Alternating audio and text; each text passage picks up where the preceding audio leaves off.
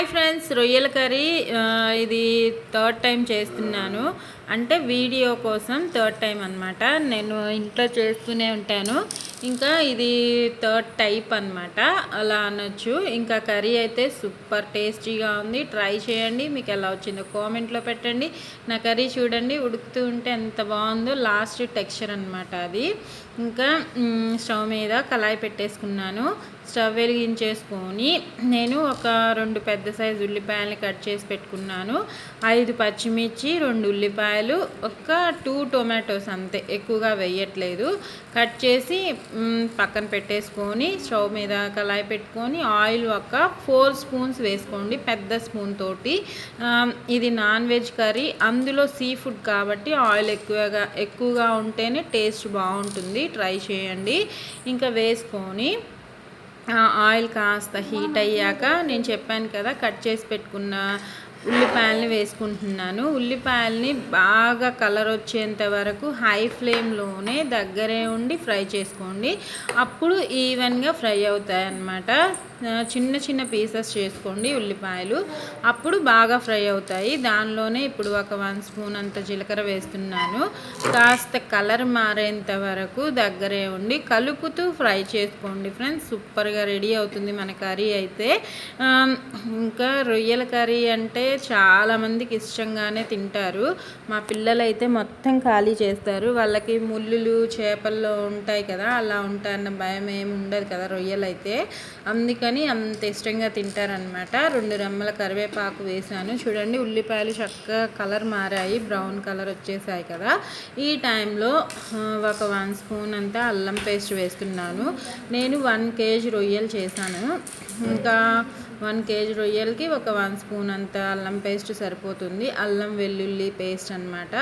ఎప్పుడైనా వెజ్ అయినా non veg అయినా ఎటువంటి కర్రీస్కైనా ఫ్రెష్గా పట్టుకుంటే అల్లం పేస్ట్ ఫ్లేవరు, టెక్స్చరు, టేస్టు అన్నీ బాగుంటాయి. ఈ టైంలో ఇంకా రొయ్యలు వేసేసుకుంటున్నాను. నీట్గా క్లీన్ చేసుకున్న రొయ్యల్ని వేసుకొని టొమాటో, పచ్చిమిర్చి కూడా వేసేసుకుంటున్నాను. ఈ టైంలోనే వేసుకొని చక్కగా మిక్స్ చేసుకొని ఒక 10 మినిట్స్ లో ఫ్లేమ్లో మూత పెట్టుకొని వాటర్ వస్తాయి కదా, ఊరుతాయి కదా, ఆ వాటర్ని పైకి వచ్చేంత వరకు మూత పెట్టుకొని 10 మినిట్స్ మగ్గించుకుందాము. ఈలోపు మన వేసిన టొమాటో కూడా మగ్గుతుంది. ఇప్పుడు మసాలా కోసం ప్రిపేర్ చేసుకుందాము. ఎండు కొబ్బరి 2 స్పూన్లంత ముక్కలు వేసుకున్నాను.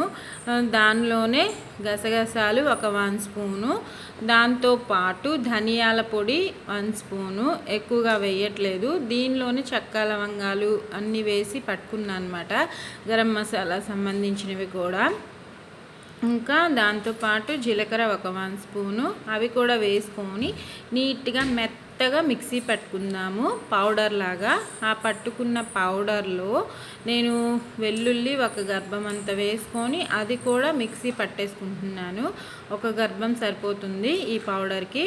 అప్పుడు మనకి ఒక ముద్దలాగా అవుతుందన్నమాట. ముద్దలాగా అయిపోయింది చూడండి. ఇది రొయ్యల కర్రీకి నేను చేసిన మసాలా అన్నమాట. ఇంకా మన రొయ్యలు 10 మినిట్స్కి చూపిస్తాను. టెక్స్చరు చూడండి, చక్కగా మగ్గుతున్నాయి. వాటర్ చూడండి, మనం ఒక్క చుక్క కూడా వేయలేదు కదా, అయినా వాటర్ వచ్చాయి. ఇంకా రొయ్యలు కూడా కాస్త మగ్గాలి. టొమాటో రొయ్యలు ఒక్కసారి ఇలా కలిపేసుకొని ఈ టైంలో మనం ఇందాక పసుపు, ఉప్పు ఏమీ వేయలేదు కాబట్టి ఈ టైంలో ఫ్లేమ్ మాత్రం లోనే ఉంచుకోండి ఫ్రెండ్స్. అప్పుడు మన రొయ్యలు బాగా కుక్ అవుతాయి ఈవెన్గా. ఈ టైంలో నేను చెప్పాను కదా, పసుపు ఒక 1 స్పూను, దాంతోపాటు ఉప్పు ఒక 1 స్పూను. తక్కువగా వేసుకోండి మీ టేస్ట్కి సరిపడా. సరిపోకపోతే లాస్ట్లో వేసుకోవచ్చు. మళ్ళీ ఎక్కువగా అయిపోతే తినలేం కాబట్టి 1 స్పూను ఇంకొద్దిగా వేసాను. నాకు వంట చేస్తూ ఉంటాను కాబట్టి క్వాంటిటీస్ అర్థమైపోతూ ఉంటాయి, వేసేస్తూ ఉంటాను. అందుకే నేను మీకు స్పూన్ క్వాంటిటీ చెప్తున్నాను. మీరు స్పూన్తో వేసుకోండి. తెలియని వాళ్ళైతే, తెలిసిన వాళ్ళకి చెప్పనవసరం లేదు.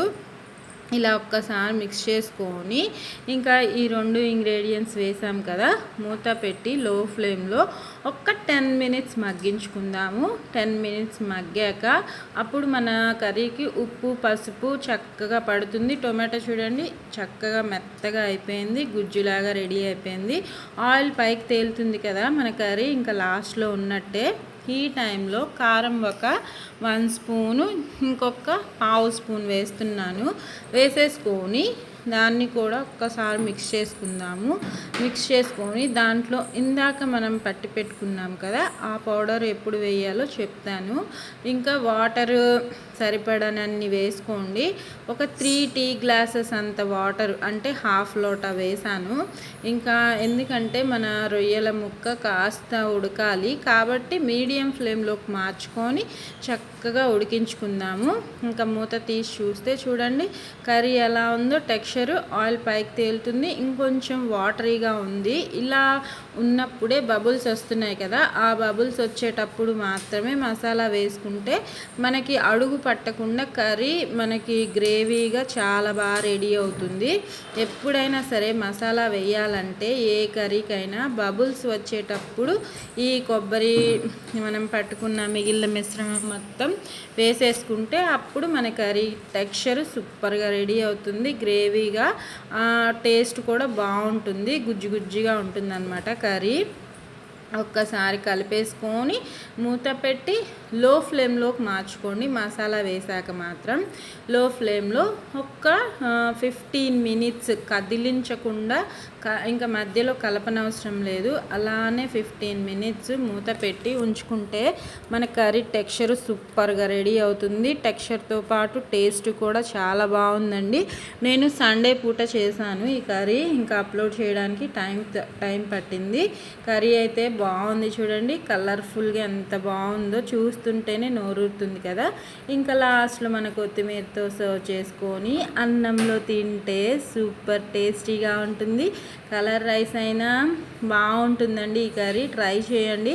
నా వీడియో నచ్చితే లైక్ చేయండి, షేర్ చేయండి, కామెంట్ చేయండి, సబ్స్క్రైబ్ చేసుకోండి. మీరు కూడా ఈ కర్రీ వండి మీకు ఎలా వచ్చిందో కామెంట్లో పెట్టండి. జీవితాన్ని ఎంజాయ్ చేయండి. సీ ఫుడ్ కూడా తింటూ ఉండండి, మీ ఇంట్లో వాళ్ళకి తినిపిస్తూ ఉండండి. ఆరోగ్యంగా ఉండండి, సంతోషంగా ఉండండి, హెల్తీగా ఉండండి, టేస్టీగా వండుకొని తినండి. చూడండి మన రొయ్యల కర్రీ రెడీ అయిపోయింది, సూపర్గా ఉంది. నేనైతే నార్మల్గా వైట్ రైస్లోనే తిన్నాను, కలర్ రైస్లో కూడా చాలా బాగుంటుందండి. ట్రై చేయండి. Take care, bye friends.